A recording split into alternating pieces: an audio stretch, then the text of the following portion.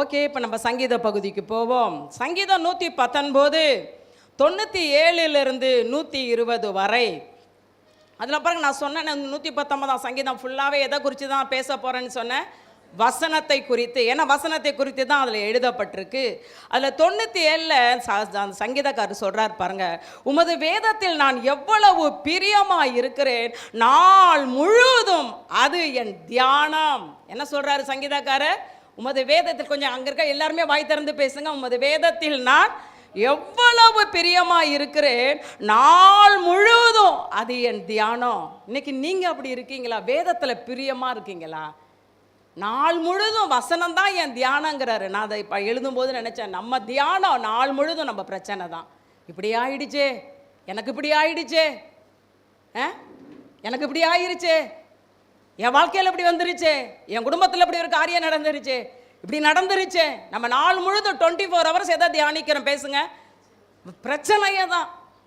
என்ன ஆக போகுதுன்னு தெரியல. படித்து முடித்தோடனே வேலை கிடைக்குமா? கல்யாணம் ஆகுமா? குழந்தை பிறக்குமா? வெக்கப்பட்ட அந்த சூழ்நிலை மாறுமா? அவமானம் மாறுமா? இதை தான் நம்ம 24 hours தியானிக்கிறோம். ஆனால் சங்கீதக்காரர் சொல்கிறார், நாள் முழுதும் உம்முடைய வசனம் என் தியானமாக இருக்கிறது. இப்படி தியானிச்சு பாருங்களேன், நல்லா இருப்பீங்க. வசனத்தை தியானிங்க, பிரச்சனையை தியானிக்காதீங்க. பிரச்சனையை பார்க்கிலும் இயேசு பெரியவர்.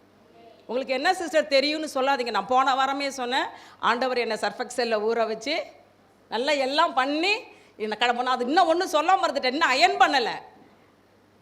அந்த வெயிலில் வச்சு அப்படியே வச்சிருக்கிறாரு. அடுத்து என்ன பண்ண? அயன் பண்ணால் தானே போட முடியும். அது மட்டும் என்ன செய்யாமல் இருக்கார். அடுத்து அதை செஞ்சுட்டு அதுக்கப்புறம் கொண்டு வருவார்னு நினைக்கிறேன். ஹல்லேலூயா, ஹல்லேலூயா. கர்த்தருக்கு ஸ்தோத்திரம். வசனத்தை தியானிங்க, நல்லா இருப்பீங்க.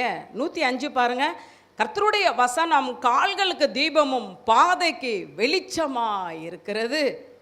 ஆமாங்க, கர்த்தருடைய வசனம் தீபம், வெளிச்சம். 112 பாருங்க, இதை தான் நான் ரொம்ப பிடிச்சிருந்துச்சு. முடிவு பரியந்தம் இடைவிடாமல் உமது பிரமாணங்களின்படி செய்ய என் இருதயத்தை சாய்த்தேன். அதாவது என் லைஃப் முடிகிற வரைக்கும் ஆண்டவரே, இடைவிடாமல் உம்முடைய வார்த்தையின்படி வாழ என் இருதயத்தை நான் ஒப்பு கொடுக்கிறேன் ஆண்டவரே. என்ன அருமையான ஒரு காரியம் பாருங்க. முடிவு பரியந்தம் ஆண்டவரே, என் லைஃப் இன்னைக்கு பாடணும்ல, என் நாட்கள் முடியும் வரை, என் ஜீவன் பிரியும் வரை, என் சுவாசம் ஒளியும் வரை உம்மையே ஆராதிப்பேன், உம்மையே. ஆமாங்க, முடிவு பரியந்தம் இடைவிடாமல் உம்முடைய வார்த்தையின்படி செய்ய என் இருதயத்தை சாய்த்தேன். வார்த்தையை நம்புங்க, வார்த்தையை வாசிங்க, தியானிங்க, வார்த்தையை கொண்டாடுங்கள். என்னது? அதுக்கு மேல ஒரு வார்த்தை என்ன? வார்த்தையை என்ன செய்யுங்க? கொண்டாடு. வார்த்தை யார் தெரியுமா? ஜீசஸ் தான் வார்த்தை, வார்த்தை தான் ஜீசஸ். அதான் யோவான் 1:1 என்ன சொல்லுது? ஆதியிலே வார்த்தை இருந்தது, அந்த வார்த்தை தேவனிடத்தில் இருந்தது, அந்த வார்த்தை தேவனாய் இருந்தது. வார்த்தை தான் இயேசு, இயேசு தான் வார்த்தை. அதனால இயேசுவை கொண்டாடுங்கள், வார்த்தையை, வசனத்தை கொண்டாடுங்கள். அதாவது ஒரு பழமொழி சொல்லுவாங்க, குழந்தையும் தெய்வமும் கொண்டாடுற இடத்துல தான். குழந்தை எல்லாத்தையும் போயிடாது, குழந்தை எல்லாம் அதே மாதிரி கடவுளும் எல்லாத்தையும் வந்துட மாட்டார். அவரை கொண்டாடுகிறவர்கள் வசனத்தை என்ன செய்யுங்க? கொண்டாடுங்கள். சந்தோஷமா இருங்க. வசனத்தை என்ன செய்யுங்க? கொண்டாடுங்கள். கர்த்தருக்கு ஸ்தோத்திரம். யோபு 23:12 எடுங்க. யோபு இந்த வசனத்தை மையமாய் வைத்து தான் இன்னைக்கு நாம் தியானிக்க போகிறோம். யோபு 23:12 என்ன சொல்றார்? எல்லாருமே ரீட் பண்ணுங்க, வசனத்தை எல்லாரும் ரீட் பண்ணுங்க. அவர் உதடுகளின் கற்பனைகளை விட்டு நான் பின் வாங்குவதில்லை, அவருடைய, எல்லாருமே வாசிங்க, அவருடைய வாயின் வார்த்தைகளை எனக்கு வேண்டிய ஆகாரத்தை பார்க்கிலும் அதிகமாய் காத்து கொண்டேன். அதாவது இந்த யோபு உபத்திரவத்தின் உச்ச கட்டத்தில் இருக்கிறார். ரொம்ப தளர்ந்துட்டார், எல்லாம் முடிஞ்சிருச்சு, வாழ்க்கையே அவுட்டு. அந்த தளர்ந்து போன அந்த நேரத்தில் அவர் சொல்கிறாரு, நான் ஆண்டவரை விட்டு ஓடி போயிடுவேன், வசனத்தெல்லாம் நம்ப மாட்டேன் அப்படிங்கிற வார்த்தையே அவர் வரல. சொல்கிறாரு, அவருடைய தேவனுடைய உதடுகளின் கற்பனைகளை விட்டு நான் பின்வாங்கவே மாட்டேன். என் லைஃபே முடிஞ்சாலும் சரி, என் உச்சந்தலையிலேருந்து உள்ளங்கால் வரை நான் உருக்குலைந்து போகிற அளவுக்கு வியாதி வந்தாலும் சரி, தேவன் எனக்கு கொடுத்த எல்லா ஆசீர்வாதங்களை இழந்து அவமானத்தோடு நின்றாலும் சரி, என்னுடைய மனைவியே என்னை தூசிச்சாலும் சரி, என் ஃப்ரெண்ட்ஸுங்களே வந்து என்னை தாறுமாறாக பேசினாலும் சரி, என் தேவனுடைய கற்பனைகளை விட்டு நான் பின்வாங்க மாட்டேன். அவருடைய வார்த்தைகளை எனக்கு வேண்டிய ஆகாரத்தை பார்க்கிலும் அதிகமாய் காத்து கொண்டேன். இன்னைக்கு செய்திக்கு தலைப்பு வசனத்தை முக்கியப்படுத்துங்கள், வசனத்திற்கு முதலிடம் கொடுங்கள். சும்மா அதுக்கு இதுக்கு இல்லை, வசனத்தை முக்கியப்படுத்துங்க. உங்க வாழ்க்கையில வசனம் மையமா இருக்கணும். என்ன வந்தாலும் சரி, ஆண்டவருடைய வார்த்தையை விட்டு பின்வாங்க மாட்டேன். அனுதினமும் சிலுவையை சுமந்துக்கிட்டு தாங்க என் பின்பற்றி வானாரு. கிறிஸ்தவ வாழ்க்கையை உபத்திரவம் தான். இப்போ நான் ஒன்று உங்களை கேட்குறேன், இயேசு கிறிஸ்து ஊழியம் செய்த நாட்களில் எவ்வளவோ அற்புதங்கள், திரள் கூட்ட ஜனங்கள் இயேசுகிட்ட வந்து அற்புதத்தை பெற்றெல்லாம் போனாங்க. அற்புதம் செஞ்சுட்டு ஆண்டவர் என்ன செய்வார்? 5 அப்பம் 2 மீனை கொண்டு 5000 பேரை போஷித்தாரு. அதுக்கப்புறம் என்ன செஞ்சார் ஆண்டவர்? அந்த ஜனங்களை என்ன செஞ்சிட்டாரு? அனுப்பி விட்டுட்டாரு. ஆனால் தான் கூடயே 12 பேர் என்ன செஞ்சாரு? நீங்கள் தேவன் அனுப்பி விடுகிற கூட்டத்தில் இருக்கிறீங்களா, தன்னோடைய வைத்து கொள்ளுகிற கூட்டத்தில் இருக்கிறீங்களா? எந்த கூட்டத்தில் நீங்கள் இருக்கிறீங்க? சீசர்களை மட்டும்தான் தான் கூடயே வச்சுக்கிட்டாரு. பாக்கி எல்லாரையும் என்ன செஞ்சார்? அற்புதம் செஞ்சுட்டு போயிட்டு வாங்க, அற்புதம் செஞ்சுட்டு போயிட்டு வாங்க, எல்லாரையும் அனுப்பிச்சாரு. கூட இருக்க பார்வை கொடுத்துட்டு போயிட்டு வா, சப்பானியை நடக்க வச்சுட்டு போயிட்டு வான்ட்டாரு. 6000 பிசாசு பிடிச்ச அவனுக்கு கூட அற்புதம் செஞ்சுட்டு அவன் உங்களோடய இருக்கிறாங்கிறான். நோ நீ போயிட்டு வான்ட்டாரு. ஆனால் 12 பேரை மட்டும்தான் தான் கூடயே ஜீசஸ். நீங்கள் எந்த லிஸ்ட்டில் இருக்க விரும்புகிறீங்க? ஆண்டவர் அனுப்பி விடுகிற லிஸ்ட்டில் இருக்க விரும்புகிறீங்களா, இயேசு கூடவே இருக்கிற லிஸ்ட்டில் விரும்புகிறீங்களா? இயேசு என் கூடவே இருக்கணும்னா சீசர்களுக்கு உபத்திரமே வரலையா? பாடுகளே வரலையா? சீசர்களை ஆண்டவர் கடிந்து கொள்ளவே இல்லையா? பின்னாக போ சாத்தானே, அப்பாலே போ சாத்தானே யாரை சொன்னார்? ஆண்டவருக்கு தெரியும் என்ன சொன்னாலும் பேதுரு என்னை விட்டு போக மாட்டான்னு தெரியும். ஆண்டவருக்கு பேதுருவை குறித்து தெரியும். நான் பேதுருவை என்ன திட்டினாலும் அவன் என்னை விட்டு என்ன செய்ய மாட்டான், போக மாட்டான். அதனால தான் பின்னாக போ சாத்தானே என்னாரு. அப்போ இயேசுவோட கூட நம்ம இருக்கணும்னா நம்ம வாழ்க்கையில் சிலுவை சுமக்கணும்.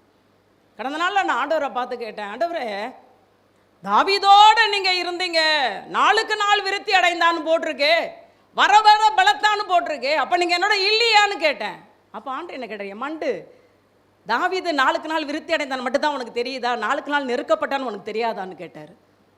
தாவீது நாளுக்கு நாள் என்ன செஞ்சான்? தாவீது நாளுக்கு நாள் என்ன செஞ்சான்? ஆனால் நம்ம கண்ணுக்கு தெரிகிறதெல்லாம் என்ன? நாளுக்கு நாள் விருத்தி அடைந்தான், அதை தான் பிடிச்சுக்கிறோம். வர வர பலப்பட்டான், இதை தான் பிடிச்சுக்கிறோம். ஆனால் தாவீது நாளுக்கு நாள் என்ன செஞ்சான்? சவுல் உயிரோடு இருக்கிற வரைக்கும் தாவீது நாளுக்கு நாள் நெருக்கப்பட்டான். அப்போ அப்படியே பலம் அடைஞ்சிச்சு பாருங்க ஹார்ட்டு. இன்னொன்று தெரியுமா, நம்முடைய பலவீனம் தான் பிசாசுக்கு பலன். தெரியுமா உங்களுக்கு? நீங்கள் பலவீனப்பட்டுட்டீங்கன்னா பிசாசு கொண்டாடுவான். நம்ம நம்மளுடைய வீக்னஸ் தான் பிசாசுக்கு ஸ்ட்ரென்த்து. புரிந்து கொள்ளுங்க. ஹல்லேலூயா. கர்த்தர் நல்லவர். வசனத்தை முக்கியப்படுத்துங்கள். ஏன்னா வானமும் பூமியும் ஒளிந்து போகும், தேவனுடைய வார்த்தை என்ன செய்யாது? ஒளிந்தே போகாது. இன்னைக்கு வசனத்தை முக்கியப்படுத்துங்கள் என்கிற தலைப்புல வேதத்திலிருந்து ஒரே ஒரு நபரை கொண்டு வந்திருக்கிறேன். இந்த ஒரு நபர் ஆரம்பத்தில் வசனத்தை முக்கியப்படுத்தினாரு. அதனால ஆண்டவர் இந்த நபரை மகிமையாய் ஆசீர்வதித்தார். ஆனால் அதே நபர் பிந்திய நாட்களில் வசனத்தை முக்கியப்படுத்தாம போனாரு, ஆசீர்வாதங்களை இழந்துட்டார். ஹல்லேலூயா. இவர் யார் தெரியுமா? இவர் பிறக்கிறதுக்கு முன்னாடியே தீர்க்கதரிசியினால் பெயரோடு முன் குறிக்கப்பட்டவன். சிலரையெல்லாம் ஆண்டவர் குழந்தை பிறக்கிறதுக்கு முன்னாடியே பேரோட சொல்லுவார். ஈசாக்கு பேரோட வந்தார். யோவான் பிறக்கிறதுக்கு முன்னாடியே தாயை தகப்பன்ட்ட பேரோட. இயேசு கிறிஸ்து பிறக்கிறதுக்கு முன்னாடியே பேரோட இல்லை? அது மாதிரி இவர் பிறக்கிறதுக்கு முன்னாடியே ஆண்டவர் ஒரு தீர்க்கதரிசி வழியா இப்படி ஒரு மனுஷன் பிறப்பான், இவன் இந்த காரியத்தை செய்வான்னு ஆண்டவர் தீர்க்க தரிசனமாய் சொன்னவர். யாருன்னு உங்களால் யூகிக்க முடியுதா? யோசியா. வெரி குட், நல்ல முத்தாக தான் இருக்கிறீங்க.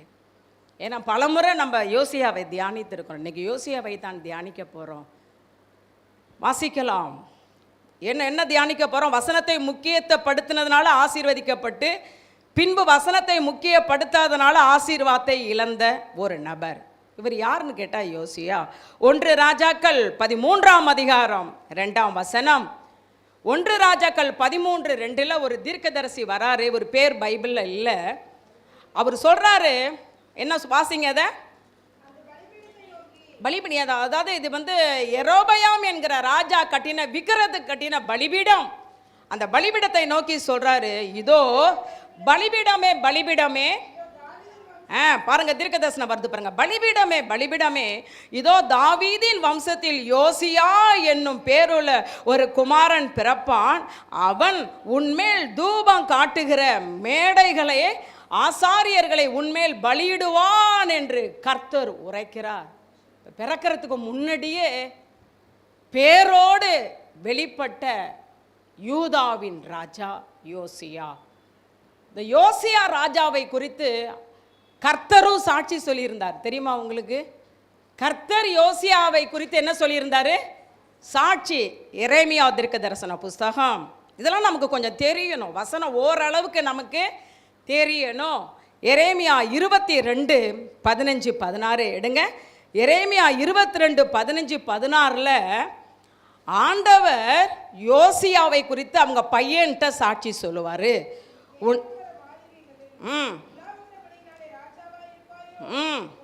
உன் தகப்பன் யாரை குறித்து சொல்றாருன்னா யோசியா. 11ஆவது வசனத்தில் பார்த்தீங்கன்னா தெரிஞ்சிடும். உன் தகப்பன் போஜன பானம் பண்ணி நியாயமும் நீதியும் செய்தபோது அவன் சுகமாய் வாழ்ந்திருக்கவில்லையோ? புரிந்து கொள்ளுங்க, நம்ம நீதியும் நியாயமும் செஞ்சா நல்லா இருப்பீங்க. சொல்லுங்க, நீங்க நீதியும் நியாயமும் செஞ்சீங்கன்னா உங்க தலைமுறைகள் ஆசீர்வதிக்கப்படும். சொல்றாரு பார்த்தீங்களா ஆண்டவர். உண்மையிலே பெற்றோர்கள் ஆகிய நம்ம நீதியும் நியாயமும் செஞ்சோம்னா பிள்ளைங்களை ஆண்டவர் நினைவு கூர்ந்துருவார். அவர் தலைமுறைகளை ஆசீர்வதிக்கிற தேவன். உங்க அப்பா எப்படி இருந்தாரு தெரியுமா? நீதியும் நியாயம் செஞ்சாரு. அதனால அவர் சுகமாய் வாழ்ந்திருக்கவில்லையா? 16 பாருங்க. அவன் சிறுமையும் எளிமையும் மாணவனுடைய நியாயத்தை விசாரித்தான். அவன் ராஜாவா இருந்தும் சிறுமையும் எளிமையும் அவனுடைய நியாயத்தை என்ன செஞ்சான்? விசாரித்தான். அப்பொழுது அவன் சுகமாய் வாழ்ந்திருந்தான். அப்படி செய்வதல்லவோ என்னை அறிகிற அறிவு என்று கர்த்தர் சொல்லுகிறார். அன்று சொல்றாரு பார்த்தீங்களா, நீ நியாயமும் நீதியும் செய்வதுதான் என்னை குறித்து அறிகிற அறிவு. ஏழையா இருக்கிறாங்க, சிறுமையா இருக்கிறாங்கன்னு ஒடிக்கிறாத. சிறுமையானவர்களுக்கு, எளியவர்களுக்கு நீ நியாயம் நீதி செஞ்சனா நீ நல்லா இருப்ப. அதுதான் என்னை குறித்து அறிகிற அறிவு. ஹல்லேலூயா, கர்த்தருக்கு ஸ்தோத்திரம். இப்போ நம்ம யோசியாவுடைய ஹிஸ்டரிக்குள்ளே போயிடுவோம். இவரை குறித்து வேதத்தில் 2 புஸ்தகத்தில் எழுதப்பட்டிருக்கு. 1 2 ராஜாக்கள், 2வது 2 நாளாகமம். இது 2ஐயும் மாற்றி தான் தியானிக்க போகிறோம். 2 நாளாகமம் 34 இருக்குது. 2 ராஜாக்களில் 22 23 இவரை குறித்து எழுதப்பட்டிருக்கு. நம்ம ஃபஸ்ட்டு 2 ராஜாக்களுக்கு வந்துடுவோம். 2 ராஜாக்கள் 22ஆம் அதிகாரம் 1 வசனத்தில் போட்டிருக்கு யோசியாவை குறித்து. யோசியா ராஜாவாகிற போது 8 வயதாக இருந்து 31 வருஷம் எருசலேமில். கொஞ்சம் எல்லாரும் பேசினாதான் நல்லா இருக்கும். கொட்டாயெல்லாம் விட்டுட்டு உட்காந்துருக்காதீங்க. இங்கேருந்து பார்த்தா கஷ்டமாக இருக்கு. இந்த வேர்த்து ஊற்றிட்டு பிரசங்கம் பண்ணிட்டு உட்காந்துருக்கேன். என்ன ஏசி போடனாலும் வேர்த்து ஊற்றுது, எந்த ஃபேன் எந்த சைட்லேருந்து அடித்தாலும் தெரியுதுல்ல சிஸ்டர். கொஞ்சம் பார்த்து எங்களை சீக்கிரமாக அனுப்பலாம்ல. வேலைக்கெல்லாம் பார்த்து சீக்கிரமாக அனுப்புகிறாங்க. வேலைக்கெல்லாம் போகிறீங்களே, பார்த்து சீக்கிரமாக அவங்கள அனுப்புகிறாங்க. சொல்லுங்க அல்லேலூயா. எத்தனை வயசில் ராஜாவானார்? 8 வயசில் ராஜாவான. எத்தனை வருஷம் ஆளுகை செய்தார்? 31 வயசு வர. அப்போ 31 வயசும் 31 + 8 எவ்வளவு? 39. 39 செத்துட்டான். ஏன் செத்தான் தெரியுமா? 39 வசனத்தை மீறினதுனால கர்த்தர் கொன்னுட்டார். 39 சாவர வயசா? புரிந்து கொள்ளுங்க. இவன் யாருன்னு தெரியுமா? யோசியா, எசேக்கியா ராஜாவுடைய கொள்ளு பேரன். யோசியா யாரு? எசேக்கியா ராஜானா யாருன்னே தெரியாது. நீ எசேக்கியா ராஜாவோட கொள்ளு பேரன் வரைக்கும் போறீங்களே சிஸ்டர். தெரியலன்னா இதுக்கு மேலே பேச எனக்கு டைம் இல்லை. அல்லேலூயா. எசேக்கியா ராஜாவுடைய பையன் மனாசே, மனாசோடைய பையன் இன்னொருத்தன் அவனுடைய பையன் தான் யோசியா. மனாசேயோட பேரன் யோசியா, எசேக்கியா ராஜாவுடைய கொள்ளு பேரன் யோசியா. இப்போ இந்த அவரை குறித்து போட்டிருக்கு 22:2 பாருங்க.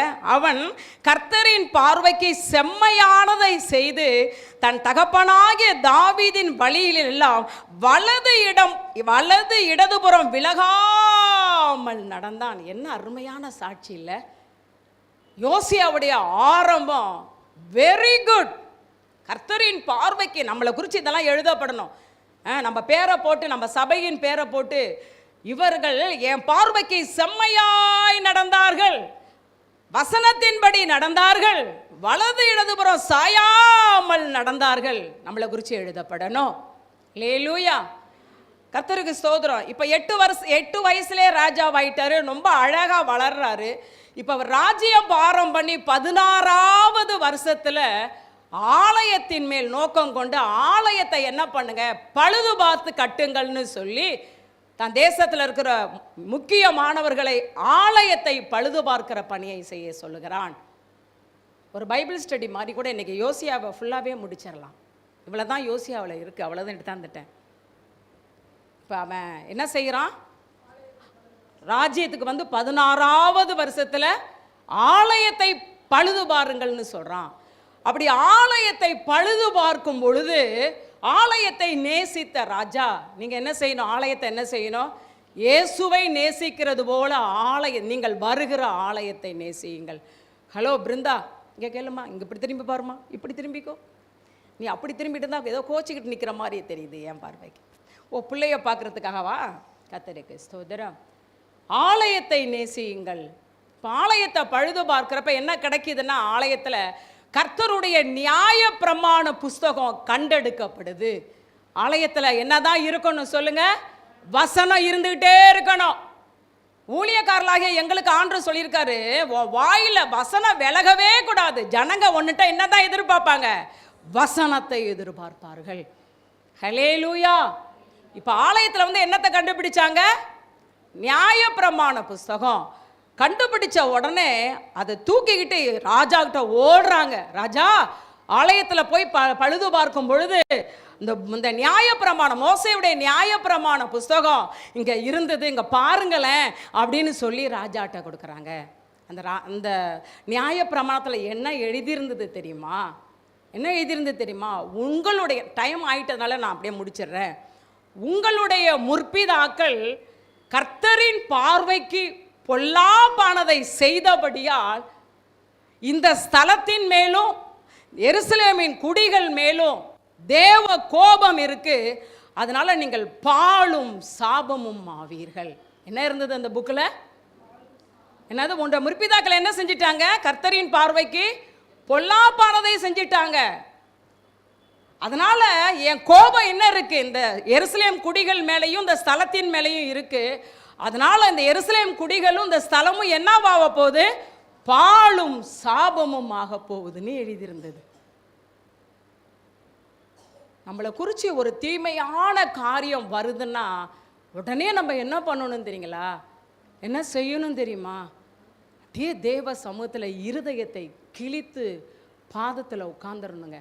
இப்படி தான் சொல்லுவாங்க, இப்படி தான் கனவு. ஆமாம், அது கனவு தானே, பார்த்துக்கலாம்.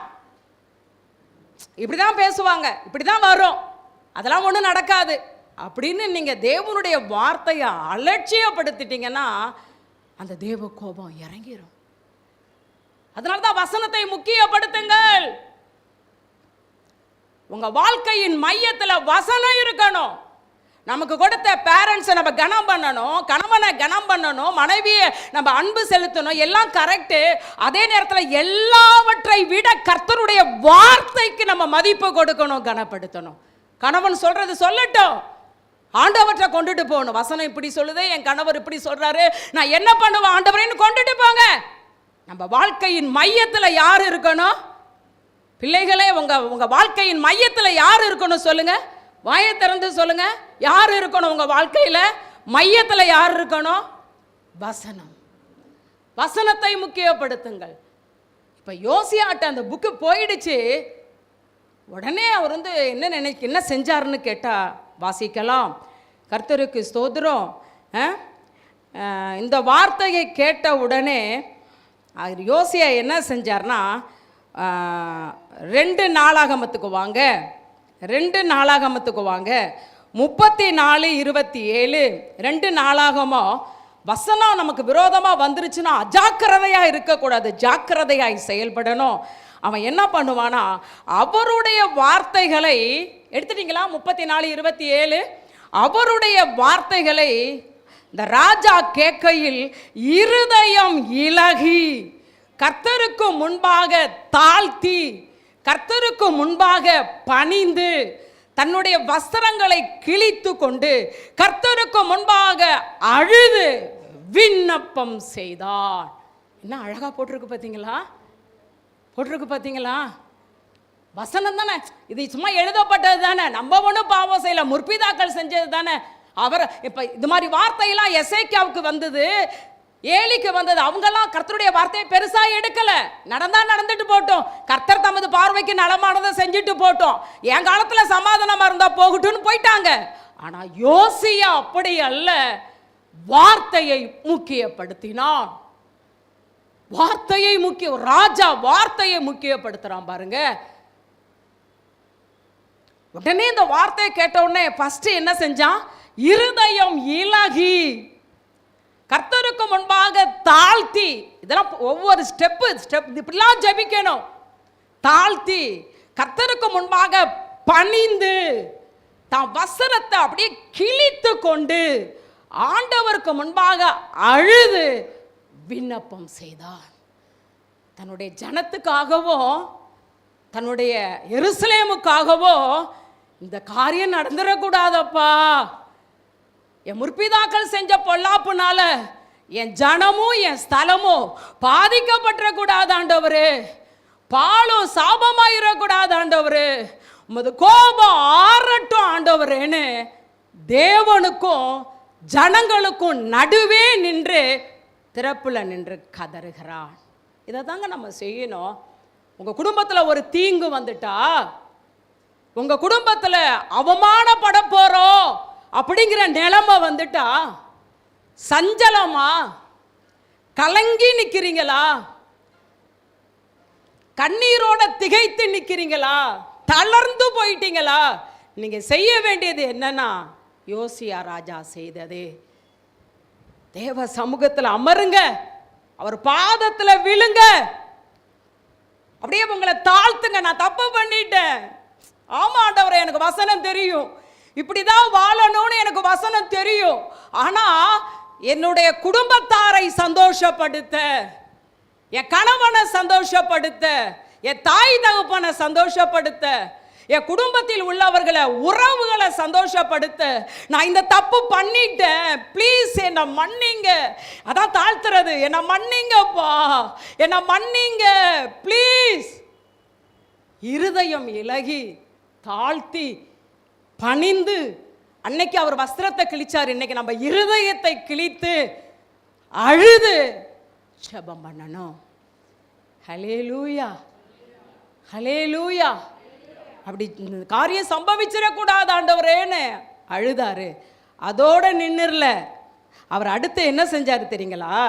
கர்த்தருக்கு ஸ்தோத்திரம். 2 நாளாகமம் 34:21 பாருங்க. 2 நாளாகமம் 34:21 கண்டெடுக்கப்பட்ட இந்த புஸ்தகத்தினுடைய வார்த்தைகளின் நிமித்தம் நீங்கள் போய், நீங்கள்னா யாரு? ஆசாரியன், சில அதிகாரிகளை, நீங்கள் போய் எனக்காகவும் இஸ்ரவேலிலும் யூதாவிலும் மீதியானவர்களுக்காகவும் கர்த்தரிடத்தில் போய் விசாரிங்க. பாருங்க, ஃபர்ஸ்ட் ஜெபம் பண்ணிட்டாரு. எவ்வளவு வார்த்தையை முக்கியப்படுத்துறாரு பாருங்க, எவ்வளவு வார்த்தையை முக்கியப்படுத்துறாரு பாருங்க. ஃபர்ஸ்ட் அந்த காரியத்துக்காக எந்த அளவுக்கு ஜெபிக்க முடியுமோ அந்த அளவுக்கு ஜெபிச்சிட்டாரு. ரெண்டாவது என்ன செய்யறாரு? அந்த புஸ்தகத்தை என்ன செய்யறார்? கண்டெடுக்கப்பட்ட புஸ்தகத்தை ஆசாரியன் கையில ஆளுநர் கையில, இன்னும் சில அதிகாரிகள் கையில கொடுத்து கர்த்தர்கிட்ட போய் விசாரிங்கப்பா அப்படின்னா என்ன அர்த்தம் தெரியுமா? தீர்க்கதரிசிட்ட விசாரிங்க. இந்த யோசியா ராஜா நாட்கள்ல எரேமியா தீர்க்கதரிசி இருந்தாரு, செப்பனியா தீர்க்கதரிசி இருந்தாங்க, அடுத்து உல்தாள் என்கிற பெண் தீர்க்கதரிசி இருந்தா. அல்லேலூயா. இப்ப அவர் என்ன சொல்றாரு? போய் விசாரி, தீர்க்கதரிசிட்ட போய் விசாரின்னு அந்த பெண் தீர்க்கதரிசிகிட்ட அனுப்புறாருங்க. ஏன் எரேமியாட்ட அனுப்பியிருக்கலாம்ல, ஏன் செப்பனியாட்ட அனுப்பியிருக்கலாம்ல? பெண் பாருங்க, ஆண்டவர் எவ்வளோ பெண்களை கனப்படுத்துறாருன்னு பாருங்க. இவ கல்யாணம் ஆனம எவ்வளோ பெண்களை தேவன் கனம் பண்றாரு பாருங்க. ஒரு ராஜா தேடி போறாரு, உல்தாள் என்கிற பெண் தீர்க்கதரிசியை தேடி போய் அவள்கிட்ட போய் கேட்டுட்டு வாங்க, ஆண்டவர் என்ன சொல்றாருன்னு கேட்டுட்டு வாங்க அப்படின்னு கர்த்தரிடத்தில் விசாரிக்க அனுப்பினார். உங்க குடும்பத்தில் தீமையான ஒரு காரியம், தொடர்ந்து தடைகள், எவ்வளவோ ஜெபிக்கிற சூழ்நிலை மாறவே இல்லைன்னா, அன்னைக்கு அவர்கள் தீர்க்கதரிசிகளை தேடி போனாங்க. இன்னைக்கு நீங்களே தேவ பாதத்தில் அமர்ந்து கர்த்தர்கிட்ட விசாரிங்க. இவ்வளோ ஜெபிக்கிறேனே ஆண்டவரே, ஏன் தடை நீங்களே? இவ்வளோ ஜெபிக்கிறேனே, ஏன் சூழ்நிலை மாறல? இவ்வளோ கண்ணீர் வடிக்கிறேனே, ஏன் ஆண்டவரே இவ்வளவு அவமானம், வெக்கம், நிந்த, தலை குனிவு, என்ன ஆண்டவரே பண்றதுன்னு, என்ன செய்யணும் அப்படின்னு யார்கிட்ட கேட்கணும் சொல்லுங்க? போய் அப்பா அம்மாட்ட போய் ஆலோசனை கேட்டுட்டு உட்கார்ந்துருக்காதீங்க. யார்கிட்ட விசாரிக்கணும்? குடும்பத்தில் ஒரு தீங்கு நடக்கும் பொழுது ஆண்டவர்கிட்ட கேட்டா அவர் சொல்லுவாரு என்னன்னு. ஃபர்ஸ்ட் ஜெபம் பண்ணாது, ரெண்டாவது கர்த்தரிடத்துல நீங்களும் என்ன, இதுதான் பேட்டர்ன், இப்படிதான் போகணும். நம்ம சூழ்நிலை மாற பைபிள் என்ன சொல்லுதோ அதன்படி தான் செய்யணும். ஃபர்ஸ்ட் ஜெபிக்கணும், நெக்ஸ்ட் என்ன செய்யணும்? விசாரிக்கணும். ஏன் ஆண்டவரே, ஹல்லேலூயா அப்படின்னு விசாரிக்க அந்த உல்தாளை தேடி போறாங்க.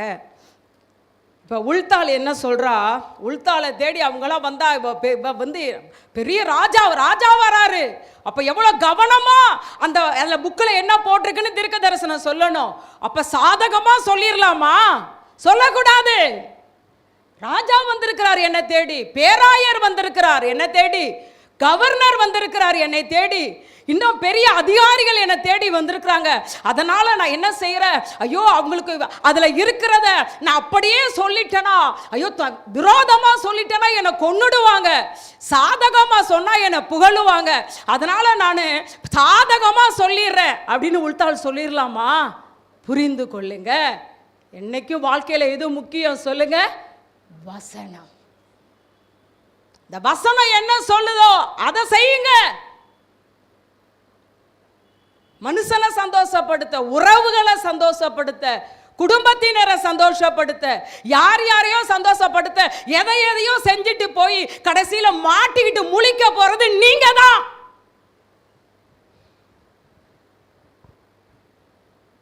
ஹல்லேலூயா. இப்ப இவ என்ன பண்றா? வர்றவையா இவ கர்த்தரோட நல்ல கனெக்ஷன்ல இருக்கிறவ. அதனால தானே அவங்க ஆண்டவர் உல்தாளை வெளிப்படுத்தி இருக்கிறாரு. இல்லாட்ட எரேமியாட்ட போயிருக்க மாட்டாரா? இப்போ உல்தாள்கிட்ட வராங்க, டீம் வருது. அப்படியே உல்தாள் சொல்றா, வாங்குறா, பார்க்குறா, அந்த காரியத்தெல்லாம் சொல்றா. ஆமா என்ன தெரியுங்களா, உங்க முற்பிதாக்கள் எல்லாம் கர்த்தருடைய பார்வைக்கு பொல்லாப்பானதை செஞ்சிட்டாங்களாம், வசனத்தின்படி வாழலையாம், விக்கிரக ஆராதனை எல்லாம் செஞ்சாங்களாம். அதனால ஆண்டவருடைய கோபம் இருக்கு. அதனால நீங்களும் உங்க குடிகளும் இந்த ஸ்தலமும் அழிஞ்சு போகணும் தான் ஆண்டவர் சொல்றாருன்னு சொல்லிட்டாலே. சத்தியமே. ஒரு பெண் சொல்றா பாத்தீங்களா, ஆமாதான் காரியம் அப்படின்ட்டு அடுத்து இன்னொன்னு சொல்லிடுவா. என்ன சொல்லுவா தெரியுங்களா? 2 நாளாகமம் கர்த்தருக்கு ஸ்தோத்திரம் 34:27 பாருங்க, இதெல்லாம் சொல்லிடுவா. ஆமா, அந்த குடிகள் மேல பொல்லாப்பு வரும், எல்லாம் நடக்கும் அப்படின்னு சொல்லிட்டு அடுத்து சொல்லுவா. ஆனா ராஜா என்ன பண்ணியிருக்காரு தெரியுமா? அந்த வார்த்தையை கேட்ட உடனே இருதயம் இலகி தாழ்த்தி பணிந்து வஸ்திரத்தை கிழித்து அழுது விண்ணப்பம் செய்தபடியால், இங்க ராஜா செஞ்சது அங்க எப்படி தெரிஞ்சிச்சு உல்தாளுக்கு? அதுதான் தீர்க்க தரிசன அபிஷேகம். அதனால தான் அவங்க பேரு தீர்க்க தரிசி. தீர்க்கமா சொல்றவங்க தான் தீர்க்க தரிசி. தீர்க்கமா சொல்றா பாருங்க. இதுல எழுதி இருக்கிறது இதுதாயா, இதுதான் நடக்க போகுது, பால் சாபமா ஆக போறீங்க. ஆனால் உங்க ராஜா என்ன பண்ணி இருக்கிறாரு சொல்லுங்க? இருதயத்தை இலகி தாழ்த்தி, சொல்லுங்க பேசுங்க, பணிந்து வஸ்திரத்தை கிழித்து அழுது விண்ணப்பம் பண்ணதுனால அந்த விண்ணப்பம் ஹெவனுக்கு போயிடுச்சு. அதனால ஆண்டவர் என்ன சொல்றார் தெரியுமா? 28 இதோ நான் இந்த ஸ்தலத்தின் மேலும் இதன் குடிகளின் மேலும் வர பண்ணும் எல்லா பொல்லாப்பையும் யோசியா ராஜாவுடைய கண்கள் காணாதபடி யோசியா ராஜா சமாதானத்தோடு கல்றைக்கு சந்தோஷத்தோடு போய் சேர்ந்துருவாரு. இதுல சொன்னது எல்லாம் அவர் நடக்கும். ஆனா யோசியா ராஜா உயிரோட இருக்கிற வரைக்கும் நடக்காது. ஒரு தனி மனிதனுடைய ஜெபம் தேவ கோபத்தை தடுத்து நிறுத்தும். புரிந்து கொள்ளுங்க. ஜெபம், அதனாலதான் ஜெபிங்கிற சும்மாவா? ஏன் ஜெபின்னு வாரம் சொல்றோம்?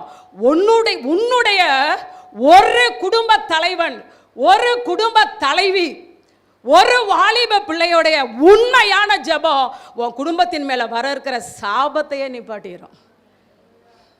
ஜெபத்துக்கு அவ்வளோ பவர். நம்ம முழங்காலுக்கு எஸ் சொல்றா பார்த்தீங்களா? அவன் யோசியா ராஜா உயிரோடு இருக்கிற வரைக்கும் இந்த காரியம் நடக்காது. அவர் சமாதானத்தோட கல்றைக்கு போவாரு அப்படின்னு வந்து விட்டது. இப்போ இந்த வார்த்தை விசாரிச்சுட்டாரு, நல்ல காரியம் வந்துருச்சு. அடுத்து ராஜா என்ன பண்ணார் தெரியுங்களா? ஃபஸ்ட்டு ஜெபம் பண்ணாரு, ரெண்டாவது விசாரிச்சாரு, மூணாவது ராஜா என்ன பண்ணார் தெரியுங்களா? 2 ராஜாக்களுக்கு வாங்க. இதை தான் நம்ம செய்யணும். இப்போ என்ன செஞ்சார்னா 2 ராஜாக்கள் 23க்கு வாங்க. உடனே அவர் சொல்லுவார், யோசியா ராஜா அவங்க அந்த உள்தாள் தேர்ந்து கத்தட்ட விசாரித்து பதில் வந்துட்டு இப்போ சொல்லுவார் ராஜா, மூப்பர்களே ஜனங்களே எல்லாரும் எருசலேமுக்கு வாங்க அப்படின்னு சொல்லுவார். எல்லாரும் எருசலேமுக்கு வந்துடுவாங்க. எல்லாரையும் பார்த்து அவர் சொல்லுவார், முழு இருதயத்தோடு முழு ஆன்மாவோடு முழு பலத்தோடு தேவனுடைய வார்த்தையை கை கொள்ளுங்கள். என்ன சொல்லுவார்? கர்த்தருடைய தேவனுடைய உடன்படிக்கை நியாயப்பிரமாண வார்த்தை என்ன செய்யுங்க? கை கொள்ளுங்கள்னு சொல்லிட்டு அடுத்து என்ன செய்வார் தெரியுங்களா? தன்னுடைய தேசத்தில் தேவனுக்கு பிரியமில்லாத எல்லா காரியத்தையும் அவர் நிர்மூலமாக்கி போட்டுருவார். தேசத்தில் இருக்கிற எல்லா விக்கிரக தோப்புகளெல்லாம் உடைச்சி நிர்மூலமாக்கி நெருப்பு வச்சு கொளுத்தினார். அதில் பாருங்கள் 23:14 சிலைகளை உடைத்தார், விக்கிரகத்தை எல்லாம் நிர்மூலமாக்கினார். எரேபையா உண்டு பண்ண பலிபீடத்தை உடைத்து சுட்டரிச்சாரா? அன்னைக்கு சொன்ன தீர்க்க தரிசனம் நிறைவேறிடுச்சா? இந்த பலிபீடத்தின் மேலே சுட்டரிச்சிட்டாரா? தேசத்தில் இருக்கிற தேவையற்ற ஆசார்கள் எல்லாரையும் அழித்து கொன்று நிர்மூலமாக்கி, குறி சொல்கிறவங்க, அஞ்சனம் பார்க்குறவங்க, சுரூபம் வழங்குறவங்க, நரபலி நரகலான விக்கிரகம், அந்த ஓரினை சேர்க்கையில் இருக்கிறவங்க எல்லாரையும் என்ன செஞ்சிருவார்னா தேசத்தை முழுமையாய் சுத்திகரிப்பார். மூணாவது என்ன செஞ்சார்? தேசத்தை தேவனுக்கு பிரியமில்லாத ஒரு காரியம் வைக்காம. இன்னைக்கு நீங்களும் என்ன செய்யுங்க? வீட்டுக்கு போய் தேவனுக்கு பிரியமில்லாத காரியம் ஏதாவது உங்கள் வீட்டில் இருந்தால், குடும்பமாக ரசிக்கப்பட்டிருந்தா, பிரியம் இல்லாததை தூக்கி எறிங்க. இன்னும் ஜாதகம் வீட்டில் எல்லாம் இருக்கா? இந்த வாஸ்து பார்க்குறது, நாள் பார்க்குறது, செவ்வாய்க்கிழமை, இனிமேல் செவ்வாய்க்கிழமையில் கல்யாணம் வைங்கல. ஏன் வைக்க மாட்டேங்கிறீங்க? செவ்வாய்க்கிழமை சனிக்கிழமையிலலாம் ஏன் கல்யாணம் வைக்க மாட்டேங்கிறீங்க? ஃபங்க்ஷன் ஏன் வைக்க மாட்டேங்கிறீங்க? தேவனுக்கு பிரியமில்லாத எதையுமே உங்கள் வீட்டில் விதவை வந்துட்டா, இந்த மூட நம்பிக்கை, எதெல்லாம் தேவனுக்கு பிரியம் இல்லையோ எல்லாத்தையும் உங்கள் வீட்டை விட்டு என்ன செய்யுங்க? குடும்பமாக ரசிக்கப்பட்டிருந்தா நீங்கள் பாட்டுக்கு போய் ரசிக்கப்படாமல் இவ்வளோ சில வீட்டில் பார்க்குற இவ்வளோ பெரிய சிலை நிற்கிது, இவங்க பாட்டு இன்றைக்கி இந்த பிரசங்கத்தை கேட்டு போய் இந்த சிலையை தூக்கி எறிஞ்சால் உன் கதைக்கே முடிவு வந்துடும். இன்றைக்கே உனக்கு முடிவு அது மட்டும் இல்லை, இது யூடியூப்பில் வேற போயிட்டுருக்கு, ஆன்லைனில் இங்கே வந்துடும் கதை. குடும்பமாக ரசிக்கப்பட்டிருந்தீங்கன்னா தேவனுக்கு பிரியம் இல்லாத ஒன்றும் உங்கள் வீட்டில் இருக்க வேண்டாம். நம்ம சரீரம் தேவனுடைய ஆலயம், இதுலேயும் தேவனுக்கு பிரியம் இல்லாத அப்புறப்படுத்திடுங்க. அப்புறப்படுத்திட்டு என்ன செஞ்சார்னா, கர்த்தருடைய உடன்படிக்கை பெட்டியில் எழுதியிருந்த பிரகாரம், நியாயப்பிரமாணத்தில் எழுதியிருந்த பிரகாரம் பெரிய பஸ்கா ஆசரித்து கர்த்தரை சந்தோஷப்படுத்தினார். ஹல்லேலூயா, ஹல்லேலூயா. இவரை குறித்து வேதம் சொல்லுது பாருங்க. கர்த்தருக்கு ஸ்தோத்திரம். 23:25 பாருங்க. முழு இருதயத்தோடும் முழு பலத்தோடும் மோசேயின் நியாய பிரமாணத்திற்கு ஏற்றபடியெல்லாம் செய்ய மனதை சாய்த்தான். அவனை போல் ஒத்த ராஜா அவனுக்கு முன்னாடியும் இருந்ததில்ல, அவன் பின்பும் எழும்புவதும் இல்லை என்று தேவன் சொல்லுகிற அளவுக்கு பெரிய சரித்திரம் படைத்தான், சாதனை படைத்தான். இவன் நாட்களில் தேசம் மறுரூபம் ஆயிட்டுங்க. தேசத்தின் சட்ட திட்டங்கள் எல்லாம் வசனத்தின்படி மாற்றப்பட்டது. தேசத்தை தேவன் ஆசீர்வதித்தார். இவனை போல யாருமே இல்லைன்னு ஆண்டவரே சொல்லிட்டாரு. இப்போ என்ன நடந்தது தெரியுங்களா? நம்மள கொஞ்சம் ஆண்டரை ஆசீர்வச்சா என்ன வரும்? நமக்குள்ள வரும்ல. யோசியாவை மட்டும் விட்டு படிக்குமா என்ன? வரும்ல. யாருக்கு வராதுன்னு சொல்றீங்க? கை உயர்த்துங்க. என்ன ஆண்டரை எந்த லெவலுக்கு கொண்டு போனாலும் எனக்கு பெருமையே வராது சிஸ்டர். யாராவது சொல்ல முடியுமா? பெருமை வந்தது. என்ன நடந்தது தெரியுங்களா? இவனுக்கு அப்புறம் 2 நாளாகமம் 35க்கு வாங்க, 20 வசனம் பாருங்க. இந்த நாட்கள் இந்த எல்லா 35-20 2 நாளாகமம் வந்துட்டீங்களா? வாசிங்க. இதுலேருந்து வாசிங்க. இந்த எல்லா நடவடிக்கைகளுக்கும் பின்பு எகிப்தின் ராஜாவாகிய நேகோ ஐபிராத்து நதியோரமான கர்கேமிஸ் பட்டணத்தின் மேல் யுத்தம் பண்ண வந்தான். இப்போ யார் வரா? எகிப்தின் ராஜா யுத்தம் பண்ண வரா. அப்பொழுது யோசியா அவனுக்கு விரோதமாக யுத்தம் செய்ய புறப்பட்டான். புரியுதா? இப்போ எகிப்தின் ராஜாவாகிய நேகோ இன்னொரு ராஜாவோட யுத்தம் பண்ண வரான். இவனுக்கு ஏதாவது வேலை இருக்கா? இவனுக்கு ஏதாவது அதில் வேலை இருக்கா? அவனுக்கு விரோதமா இவன் யுத்தம் பண்ண போறான். அவன் இவனோட யுத்தம் பண்ண வரல, அவன் இன்னொரு ராஜாவோட யுத்தம் பண்ண போறான். ஆனா இவன் அதான் சொல்வாங்க, நண்டு கொளுத்தா வலையில இருக்காது. நாம என்ன எங்க வந்து காட்டுமா? டிங் டிங் டிங் டிங். அப்புறம் பிடிக்கிறவன் என்ன செய்வான்? பிடிச்சிட்டு போய் குழம்பு நண்டு சூப்பு தான் வைப்பான். அல்லேலூயா. அது மாதிரி ஆண்டவர் நம்மளை கொஞ்சம் ஆசீர்வதிச்சாரு, நமக்கு தலகால புரியாது. அவன் வேற ஒரு ராஜாவோட யுத்தம் பண்ண போறான். இவனுக்கு என்ன? தனக்கடாத வழக்கில் என்ன போட்டிருக்கு? தனக்கடாத வழக்கில் தலையிடுகிறவன் நாயோடைய காதை பிடிச்சி இழுத்துக்கிட்டு போறதுக்கு சமமா. நாயின் காதை பிடிச்சி இழுத்தா என்ன அப்படியே தடவியா கொடுக்கும் நம்மள? நம்ம கடாத வழக்கில் தலையிடவே கூடாது கிறிஸ்தவன். இப்போ அவன் இன்னொரு ராஜாவோட யுத்தம் பண்ண போறான், இவன் அவனுக்கு விரோதமா போறான். 21 பாருங்க. அவன்னா நேகோ. அவன் என்ன செய்யறான்? இவனிடத்திற்கு ஸ்தானாபதிகளை அனுப்பி, எல்லாருமே ரீட் பண்ணுங்க அப்பதான் நல்லா இருக்கும். யூதாவின் ராஜாவே உமக்கு எனக்கு, இப்படி வாசிங்க. யூதாவின் ராஜாவே உமக்கு எனக்கு என்ன? நான் இப்போது உமக்கு விரோதமாய் அல்ல, என்னோட யுத்தம் பண்ண வருகிற ஒருவனுக்கு விரோதமாய் போகிறேன். நான் தீவிரிக்க வேண்டும் என்று யார் சொல்லியிருக்கிறா? இப்ப யாருடைய வார்த்தை இது? நான் தீவிரிக்க வேண்டும் என்று தேவன் சொன்னார். தேவன் என்னோடு இருக்கிறார். அவர் உம்மை அழிக்காதபடிக்கு அவருக்கு எதிரடை செய்வதை விட்டுவிடும் என்று சொல்ல சொன்னான். அன்னைக்கு தேவனுடைய ஆலயத்திலிருந்து எடுத்த அந்த நியாயப்பிரமாண புஸ்தகத்தை முக்கியப்படுத்தி என்ன நான் பண்ணினேன். இப்போ அவன் டைரக்டாக சொல்கிறான், என்னட்ட ஆண்டு சொல்லியிருக்கிறாரு, அவனோட யுத்தம் பண்ண சொல்லியிருக்கிறாரு, அதுவும் தீவிரித்து போய் யுத்தம் பண்ணணும்னு சொல்லியிருக்காரு. இதில் நீ தலையிடாத, தலையிட்டனா உன்னை ஆண்டு அழிச்சிடுவேன்னு சொல்கிறாருன்னு சொல்கிறான். இப்போ இந்த வார்த்தையை மதிக்கலாமா? மதிக்கிறது இல்லையா? அதான் சொன்னேனே, கொஞ்சம் ஆசீர்வச்சிட்டா. எனக்கு தெரியாத தீர்க்க தரிசனமா? நாங்களே தீர்க்க தரிசி, இதில் சிஸ்டர் வழியா வேற தீர்க்க தரிசியா? எனக்கு தெரியும் ஒரு சிஸ்டர், இங்கே யாருன்னு நினச்சிடாதீங்க, எங்கள் உறவுகளில், அது வேற. எங்கள் உறவுகளை நானே தீர்க்க தரிசி, இதில் நீ எனக்கு தீர்க்க தரிசனம் சொல்கிறியா? ஹலோ, என்ன வருது? அதான் வந்தது இவருக்கு. நான் அப்போ அன்னைக்கு முக்கியப்படுத்தினவர் இன்னைக்கு என்ன செய்யல? இந்த முக்கியப்படுத்தி இருக்கணும்ல. ஓ அப்படியே கர்த்தருடைய வார்த்தையா அப்படியா அப்படின்னு முக்கியப்படுத்துறதுக்கு பதிலாக நீ 1000 சொன்னாலும் பரவாயில்லடா. 22 பின்பகுதி பாருங்க. தேவனுடைய வாயின் வார்த்தைகளுக்கு செவி கொடாமல் அவனோட யுத்தம் பண்ண வேஷம் மாறுறான். வேஷம் மாறி மெகிதோவின் பள்ளத்தாக்கில் யுத்தம் பண்ணுகிறதுக்கு வந்தான். இது சரியா தவறான்னு நீங்கள் மட்டும் சொல்லுங்கள். இப்போ வசனத்தை என்ன செய்யலை? அங்கே முக்கியத்துவப்படுத்தி தேச அளவில் ஆசீர்வதிக்கப்பட்டான். இங்கே முக்கியத்துவப்படுத்தாமல் யுத்தத்துக்கு போனான். ஃபாஸ்ட்டும் வந்துட்டாங்க, எனக்கு செய்தியும் முடியுது. முக்கியப்படுத்தாமல் அங்கே போனால் நடந்தது என்ன தெரியுமா? அந்த நேக்கோவுடைய வில்வீரர் அம்பு எய்தார்கள்.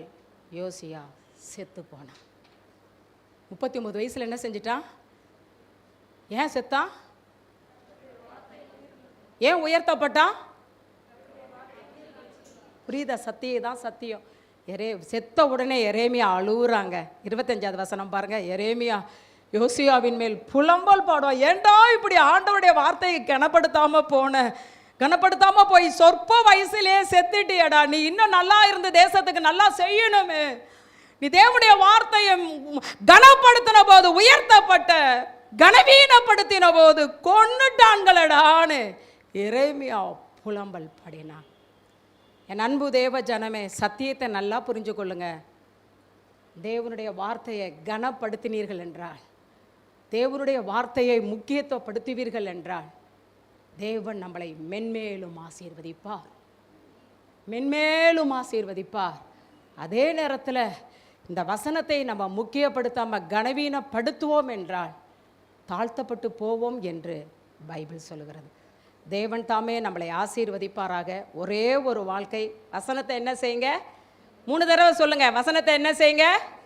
உங்க வாழ்க்கை ஆசீர்வாதமாய் மாற, உங்க வாழ்க்கை ஆசீர்வாதமா மாற, ஆண்டவர் உங்க வாழ்க்கையில் அற்புதம் செய்ய.